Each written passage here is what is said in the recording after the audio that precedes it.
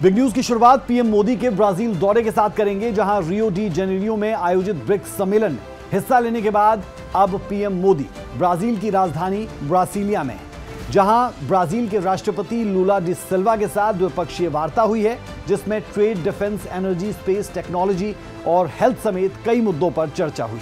विस्तार से इस रिपोर्ट में देखें।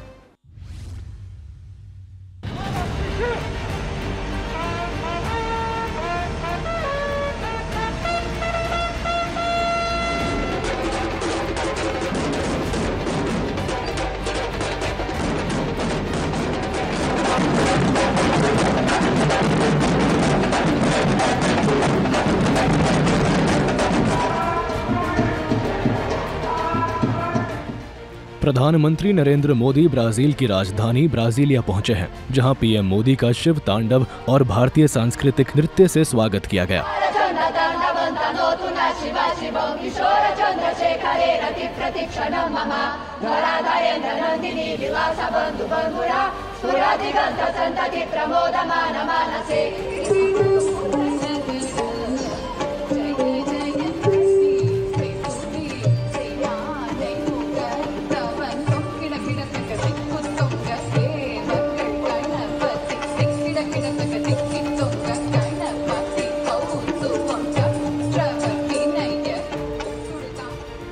इसके बाद पीएम मोदी और ब्राजील के राष्ट्रपति लूला डी सिल्वा के बीच द्विपक्षीय वार्ता हुई है, जिसमें trade, defence, energy, space, technology और हेल्थ समेत कई मुद्दों पर चर्चा हुई है।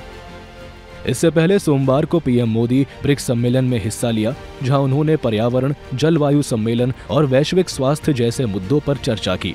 पीएम मोदी ने कहा कि कोरोना महामारी ने दिखा दिया है कि बीमारी किसी पासपोर्ट या वीजा की मोहताज नहीं होती है और इसका समाधान हम सभी को मिलकर निकालना होता है।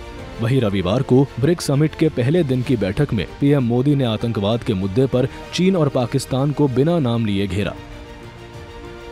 पीएम मोदी ने कहा कि आतंकवाद मानवता के लिए बड़ी चुनौती बनकर खड़ा है। हाल ही में भारत ने एक अमानवीय और कायरतापूर्ण हमले का सामना किया। 22 अप्रैल को पहलगाम में हुआ आतंकी हमला भारत की आत्मा, अस्मिता पर, गरिमा पर सीधा प्रहार था। ये हमला केवल भारत पर नहीं, पूरी मानवता पर आघात था।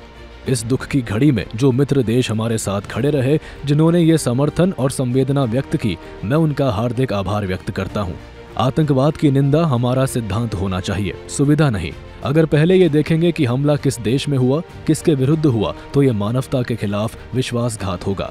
आतंकवादियों के खिलाफ प्रतिबंध लगाने में कोई संकोच नहीं होना चाहिए। आतंकवाद के पीड़ित और समर्थक को एक ही तराजू पर नहीं तोल सकते। निजी या राजनीतिक स्वार्थ के लिए आतंक या आतंकियों का साथ देना किसी भी अवस्था में स्वीकार्य नहीं होना चाहिए। आतंकवाद को लेकर कथनी और करनी में कोई अंतर नहीं होना चाहिए।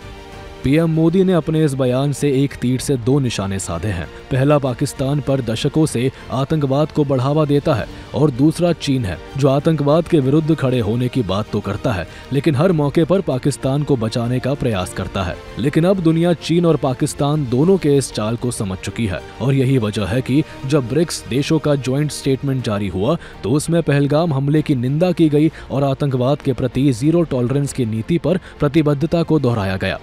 हम 22 अप्रैल 2025 को जम्मू कश्मीर में हुए हमले की कड़े शब्दों में निंदा करते हैं, जिसमें 26 लोग मारे गए और कई अन्य घायल हुए। हम आतंकियों की सीमा पार आवाजाही, आतंकवाद के फंडिंग और सुरक्षित ठिकानों पर आतंकवाद का मुकाबला करने के लिए अपनी प्रतिबद्धता जाहिर करते हैं। हम दोहराते हैं कि आतंकवाद को किसी धर्म, जाति, राष्ट्रीयता से नहीं जोड़ा जाना चाहिए और आतंकी गतिविधियों में शामिल सभी लोगों और उनके समर्थकों को जवाबदेह ठहराया जाना चाहिए और अंतर्राष्ट्रीय कानून के तहत कानून के दायरे में लाया जाना चाहिए।